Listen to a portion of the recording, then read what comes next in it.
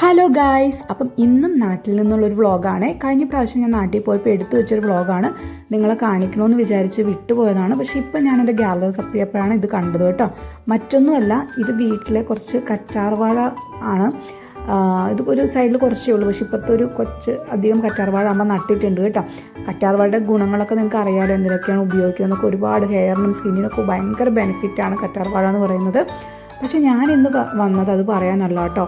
ഇത് കണ്ടോ, ഇതെന്താണെന്നറിയോ? ഇതാണ് കറ്റാർവാഴ പൂവ്. ഇത് പൂവായിട്ടില്ല, ആയി വരുന്നതേ ഉള്ളൂ. ഇത് നന്നായിട്ട് വിടർന്ന് നല്ല ഭംഗിയായിട്ട് വരും കേട്ടോ.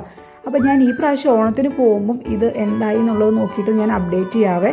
അപ്പോൾ ഞാൻ ഇപ്പോൾ അടുത്ത പ്രാവശ്യം വരുമ്പോൾ ഇത് കണ്ടില്ലെങ്കിലോ എന്ന് വിചാരിച്ചിട്ടാണ് ഞാൻ ഇപ്പോഴേ ഇത് എടുത്തു വെച്ചത്. എന്തായാലും ഇത് കുറച്ചും കൂടെ പാകമാകുമ്പോൾ ഇത് വളർന്ന് നല്ല അടിപൊളി പൂവായിട്ട് മാറും കേട്ടോ. അപ്പോൾ കറ്റാർവാഴ പൂവ് കണ്ടിട്ടില്ലാത്തൊരു കമൻറ്റ് ചെയ്യണേ.